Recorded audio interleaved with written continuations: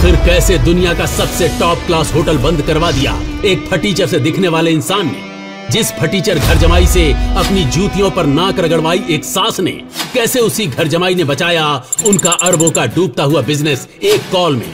जिस सड़क छाप पति का चेहरा भी देखना पसंद नहीं करती थी उसकी बीवी, कैसे उसने गिफ्ट किया दुनिया का इकलौता डायमंड लैपटॉप अपनी बीवी को?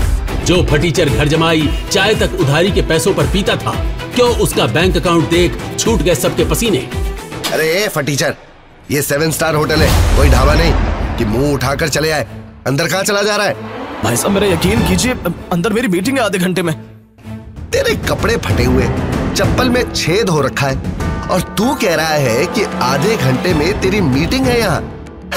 अरे कभी सपने में भी देखा है ऐसा आलीशान होटल? झूठ बोले जा रहा है, चल भाग यहाँ से। मेरे यकीन करो, मेरा अंदर जाना बहुत जरूरी है। मेरी रूम की भी मेरे मैनेजर के पास है अंदर। अबे चल जा यहाँ से, वरना मार मार के मोर बना दूंगा, समझा?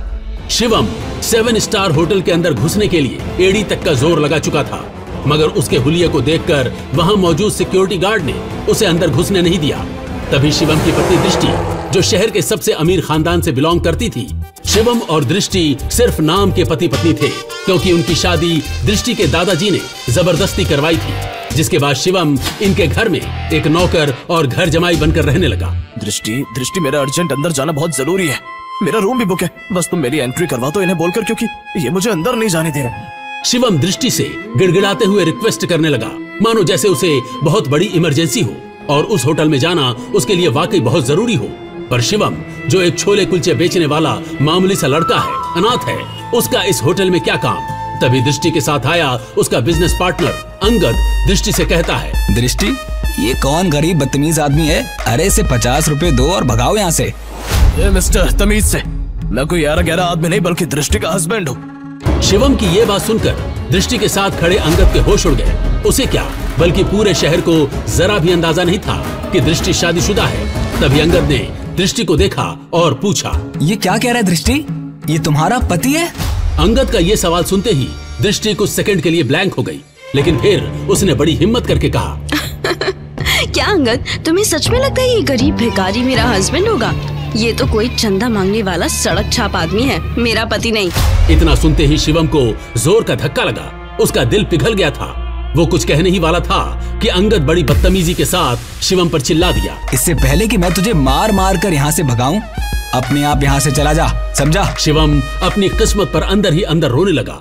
वो वहाँ से निकलने ही वाला था कि तभी अचानक कार होटल के बाहर आकर रुकती है, जिसमें से शहर के बड़े बिजनेसमैन नितिन रायजादा निकलते हैं और उनकी नजर सीधे शिवम पर पड़ती है और वो शिवम को देखते ही उसकी ओर दौड़े चले जाते हैं। मिस्टर शिवम, आप? सर, आपने मुझे पहचाना नहीं? मिस्टर रायजादा को कौन नहीं जानता था।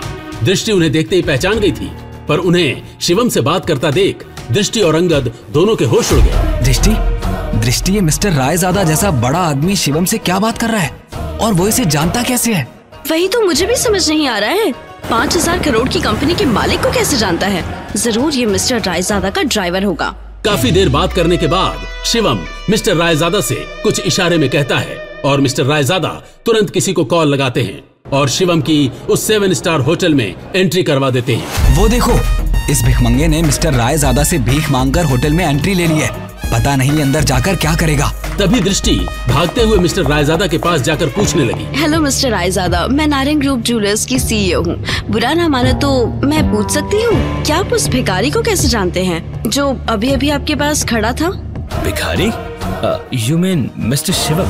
Are you kidding? आप मिस्टर शिवम को भिखारी कह रही हैं? मैडम, लगता है आप मार्केट में काफी नई हैं, वरना ऐसे सवाल नहीं पूछती। अच्छा, मैं चलता हूँ। इतना कहकर मिस्टर रायजादा वहाँ से चले जाते हैं और दृष्टि सोच में पड़ जाती है कि आखिर ये मिस्टर रायजादा ने क्या कहा। और दूसरी ओर शिवम तेजी से होटल के अंदर भाग रहा होता है कि उसे वहाँ उसका मैनेजर खड़ा दिख जाता है, जो शिवम से मिलकर कहता है, शिवम सर, हेलो, और ये रहा आपका ब्लैक टक्सिडो सूट। आज की मीटिंग के लिए आप कॉरिडोर से अपने रूम में चले जाइए, क्योंकि आपके पास ज्यादा टाइम नहीं है, गेस्ट आ गए हैं। और ये भी रखिए आपके रूम की की। शिवम तेजी से वहाँ से भागते हुए अपने रूम की तरफ निकल जाता है, पर तभी अचानक वो उसके सामने से आ रहे एक आदमी से टकरा गया, जिससे वो आदमी नीचे गिर पड़ा। Oh no! अंधे कहीं के, ये 7 स्टार होटल है, तेरी कॉलोनी का पार्क नहीं। तू जैसे भिखारी को यहाँ किसने घुसने दिया? देखिए सर, सॉरी, मैं जल्दबाजी में हूँ, इसीलिए आपसे टकरा गया। अब मेरी मीटिंग, मुझे जाना होगा, सॉरी। मेरे होते हुए तो इस होटल में 2 मिनट भी नहीं रुक सकता। तू जानता नहीं है तूने किस आदमी से टक्कर खाई है। और तभी वो आदमी इतना कहते हुए शिवम का रास्ता रोक देता है और वहाँ 6 बॉडीगार्ड्स आ जाते हैं और आकर शिवम को पकड़ लेते हैं। तेरी इतनी हिम्मत, तूने हमारे सर को धक्का मारा। तू शायद जानता नहीं, ये इस होटल के मालिक हैं। सर, मेरे लिए इस समय ये मीटिंग बहुत जरूरी है, मैं आपसे माफी मांगता हूँ, प्लीज मुझे जाने दीजिए, मुझे इमरजेंसी है। इसका ये भाड़े का सूट जमीन में फेंक कर गंदा कर दो। मैं भी देखता हूँ इस जैसा भिखारी कैसे मीटिंग अटेंड करेगा। 2 कौड़ी का नौकर और 2 कौड़ी की इसकी कंपनी, पता नहीं कैसे कैसे लोगों को जॉब दे देते हैं। No sir, no. शिवम की आंखों के सामने वो बॉडीगार्ड शिवम का सूट जमीन पर फेंक कर गंदा कर देता है और शिवम उनसे बस रिक्वेस्ट ही करता रह जाता है। जब वो शिवम का सूट जमीन पर फेंक देता है तब शिवम गुस्से में उठता है और उस बॉडीगार्ड को जमीन पर गिरा देता है। शिवम फिर गुस्से में चिल्लाते हुए कहता है, हाउ डेयर यू, तू होता कौन है मेरा सूट गंदा करने वाला? एक 7 स्टार होटल का मालिक होने से अपने आप को बहुत बड़ा आदमी समझने लगा है क्या? अब देख, अगले 10 मिनट में तेरी बर्बादी शुरू होगी। शिवम के इतना कहते ही वहाँ खड़े लोग और बॉडीगार्ड शिवम पर जोर जोर से हंसने लगे। तभी उस होटल के मालिक ने शिवम की बेइज्जती करते हुए कहा, तुझ में अकड़ बहुत है, मैं यहीं खड़ा हूँ, चल दिखा क्या कर सकता है तू। तभी शिवम गुस्से में तुरंत किसी को फोन लगाता है और कहता है, हेलो, मैं बोल रहा हूँ यंग मास्टर, अभी के अभी कपूर 7 स्टार होटल को तुरंत ब्लैकलिस्ट कर दो, मुझे अगले 10 मिनट में ये होटल बंद चाहिए, समझे? शिवम का फोन डिस्कनेक्ट होने के बाद कपूर 7 स्टार होटल के मालिक को और हंसी आ जाती है। पर तभी अचानक होटल में लगी टीवी स्क्रीन पर न्यूज में बड़ी बड़ी हेडलाइंस में कपूर 7 स्टार होटल की न्यूज आने लगी। इस वक्त की सबसे बड़ी खबर, बताया जा रहा है कि दिल्ली के कपूर 7 स्टार होटल को गवर्नमेंट की ओर से अभी बैन कर दिया गया है। ये खबर सुनते ही मिस्टर कपूर के होश उड़ गए और वो घबराकर ऑफिसर्स को कॉल करने लगे। हे मिस्टर, किससे पूछकर तूने मेरे होटल को ब्लैकलिस्ट करने की कोशिश की? 7 स्टार होटल को बैन करना कोई मजाक नहीं है। और ये सब बिना कोई नोटिस के न्यूज में कैसे पब्लिश हुआ? सर, हमें ऊपर से इमीडिएट ऑर्डर आए हैं कि आपके लाइसेंस को कैंसिल कर दिया गया है और होटल को अभी से बैन कर दिया गया है। आपको बात करनी है तो सीधा मिनिस्ट्री से बात करनी होगी। मिस्टर कपूर को कुछ समझ नहीं आ रहा था, पर तभी उन्होंने शिवम को देखा और उसने कहा, मैंने कहा था ना 10 मिनट के अंदर अंदर तुझे सड़क पर ला दूंगा, तेरा होटल बंद करवा दूंगा। लेकिन तू जैसा मामूली आदमी ऐसा कैसे कर सकता है? मैं इतना करोड़पति आदमी हूँ, इतनी पावर है मेरे पास, मेरे होटल को बैन करने के लिए खुद पीएम के ऑर्डर चाहिए होते हैं, पर तूने एक कॉल में मेरा होटल बैन करवा दिया। कैसे कैसे? अभी तो बस तेरा होटल बैन हुआ है, पर तूने जो फ्रॉड करके इंडिया में स्विस बैंक में जो पैसा जमा किया है उसके लिए तुझे जेल भी करवाता हूँ। पर मुझे अभी इमरजेंसी है, इसीलिए इतने में छोड़ रहा हूँ, वरना आज हाथ में कटोरा दिलाकर भीख मंगवाता तुझसे।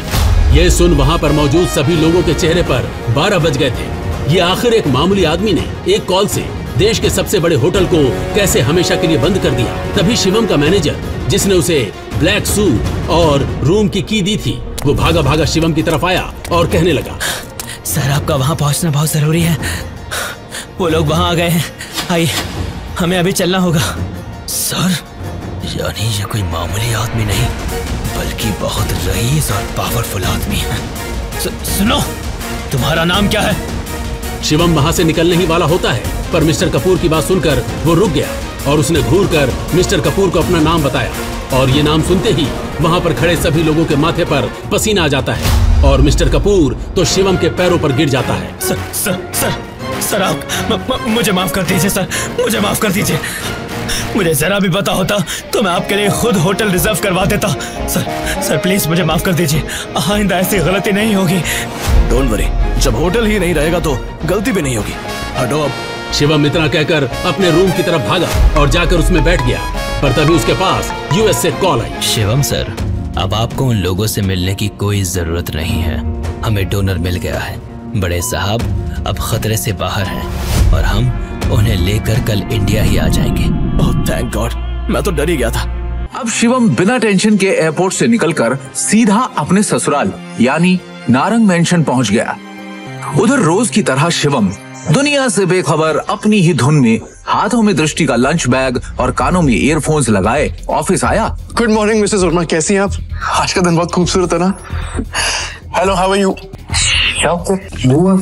तो टेंशन क्यों है? तू सारा टाइम घर में वर्करूम की तरह काम करता रहेगा कि कभी न्यूज भी देखेगा? वो इतने बड़े बिजनेसमैन का दामाद है और तुझे बिल्कुल खबर नहीं बिजनेस की। सर क्या हुआ कि मुझे मालूम नहीं है। सरकारी टेंडर्स ना मिलने से नारंग इंडस्ट्रीज को बड़ा झटका। वेंटिलेटर पे चल रही नारंग इंडस्ट्रीज को इस 200 करोड़ के टेंडर से बहुत उम्मीदें थी, लेकिन ये टेंडर चला गया कपूर इंडस्ट्रीज के पास।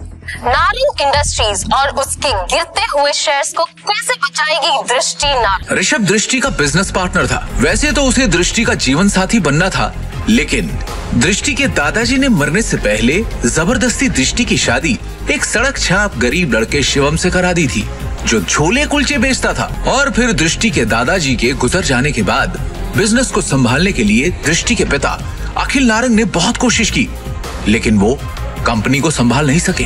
तनाव की वजह से उनकी तबीयत पर गहरा असर पड़ा, नुकसान बढ़ता जा रहा था, इसलिए दृष्टि को ये जिम्मेदारी उठानी पड़ी। हालांकि ऋषभ चाहता तो दृष्टि की ये समस्या अपने पापा के दोस्त मिस्टर नारायण से रिक्वेस्ट करके हल करवा सकता था, लेकिन दृष्टि से अपनी सगाई टूटने के बाद उसने फैसला किया कि वो कभी भी दृष्टि की मदद नहीं करेगा।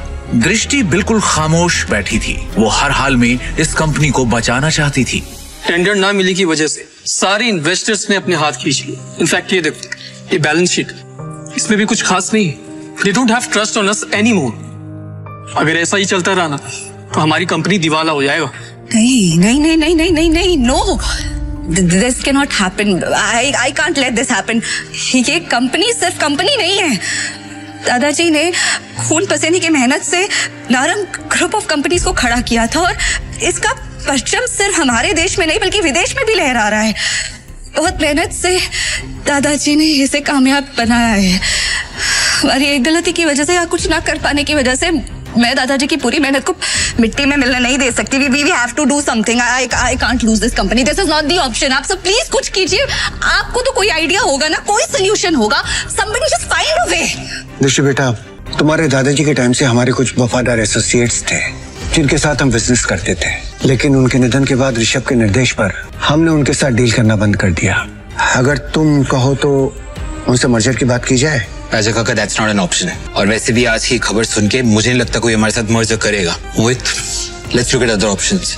Meanwhile what can we do? Raja Mouli उर्फ राजा काका दृष्टि के दादाजी के पुराने वफादार थे, लेकिन आज वो सिर्फ नाम के कंपनी एडवाइजर थे। नारंग इंडस्ट्रीज और उसके गिरते। Hello, yes ma'am, yes ma'am, I get the files. अपने एक्सपर्ट से हम जानेंगे दिवालिया हो रही नारंग इंडस्ट्रीज का भविष्य। नारंग इंडस्ट्रीज और उसके गिरते हुए शेयर्स को कैसे बचाएगी दृष्टि नारंग? दृष्टि कहाँ पर है? शिवम, तुम घर जाओ, मुझे तुरंत ये फाइल्स देनी है मैम। दृष्टि से मिलना बहुत जरूरी है। I need to meet her right now please. Shivam, जिद मत करो, घर जाओ। अब जा कर रही है मीटिंग रूम। तभी मिसेस वर्मा दरवाजा खटखटाकर एक्सेस कार्ड की मदद से अंदर चली जाती हैं और उनके पीछे पीछे शिवम भी अंदर घुस जाता है। शिवम को इस तरह देखकर सभी लोग हैरान हो जाते हैं। दृष्टि, इस प्रॉब्लम के बारे में कुछ बात करनी है जरूरी, प्लीज। शिवम, इस वक्त नहीं, इस वक्त मैं बहुत ही जरूरी मीटिंग में हूँ और ये मीटिंग इस वक्त मेरे लिए बहुत जरूरी है। 5 मिनट दे दो। इन सब बातों के लिए इस वक्त मेरे पास वक्त नहीं है। 5 मिनट इस प्रॉब्लम का सोल्यूशन है। यहाँ मीटिंग चल रही है। मुंह उठा के आ गया साला फटीचर। और वैसे भी कंपनी के मैटर में तेरा कोई लेना, तेरी औकात क्या है? सबसे पहले तो साथ को यहाँ से निकालो। इसकी वजह से सारी गड़बड़ है। सृष्टि, अपनी डिसीजन खुद लो प्लीज। सिक्योरिटी, सिक्योरिटी से बाहर फेंको। सर, मैं यहाँ संभाल लूंगी, आप मीटिंग में वापस जाइए प्लीज। छोड़ो इसे, छोड़ो। मैडम, लेकिन सर ने इन्हें बाहर निकालने को कहा है। छोड़ो इसे, ये कोई चोर है क्या? ये दृष्टि मैम के पति हैं और नारंग इंडस्ट्रीज के घर जमाई। भूल गए क्या तुम लोग? Thank you Mrs Verma.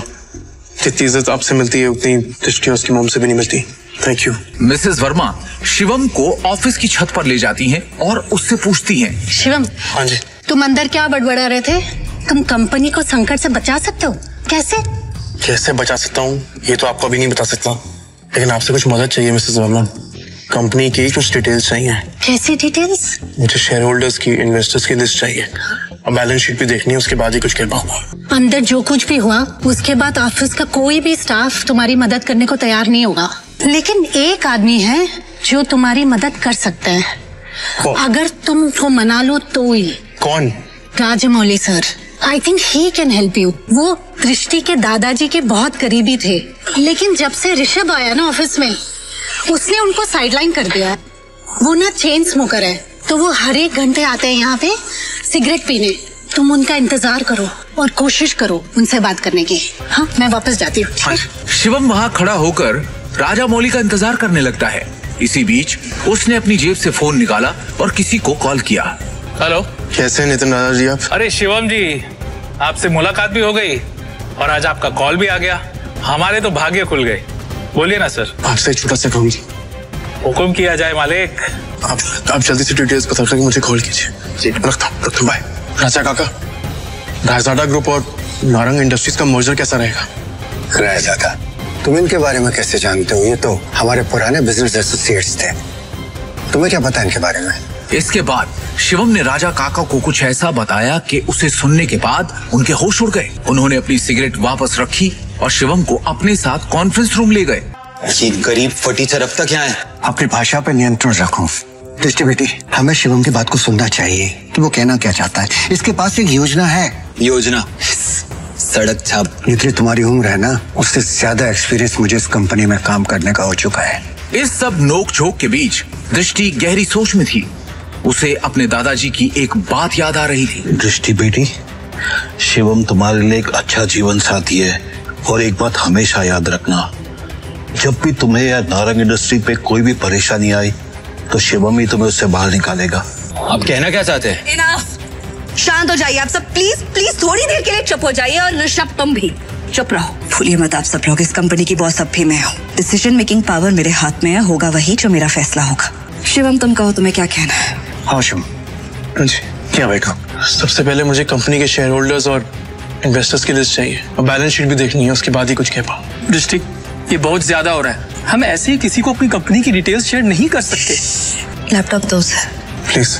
चलो ये बात। ऋषभ भूलो मत, तुम्हारी बॉस का पति है जिसके बारे में तुम ऐसे बात कर रहे हैं। अगली बार तमीज का इस्तेमाल जरूर करना। 2 साल में पहली बार शिवम ने दृष्टि को उसके लिए लड़ते हुए देखा। दृष्टि की बात सुनते ही उसका सीना चौड़ा हो गया। Shivam, you continue. Balance sheet की कुछ ट्रांजैक्शन पे मुझे शक है। इन्वेस्टर्स जिस तरह कंपनी छोड़ के जा रहे हैं, उसका भी एक पैटर्न है। कुछ तो गड़बड़ है यहाँ पे। अरे क्या बकवास कर रहा है? कुछ भी बोल रहा है यार। हवा में बात करना बंद करो और ये बताओ कि गिरते शेयर को कैसे रोके। हमें हमारे कंपनी से सारे शेयर बायबैक करने होंगे। सिंपल। अरे वाह, एकदम शानदार और नया आइडिया तुम्हारा। तुम्हें क्या अरे इसे क्या लगता है कि हम लोग ने इस बारे में सोचा नहीं होगा? शांत हो जाओ। शिवम, फंड्स कहाँ हैं हमारे पास? 1 मिनट दो मुझे, बस 1 मिनट। इतना कहकर शिवम ने अपने फोन से एक नंबर मिलाया और उसके बाद जो उसने फोन पर कहा उसे सुनकर सबके होश उड़ गए।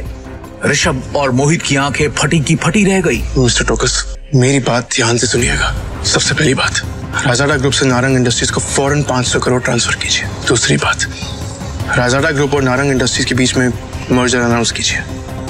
और हाँ, आखिरी बात, कपूर इंडस्ट्रीज के सारे शेयर खरीद लीजिए जल्दी।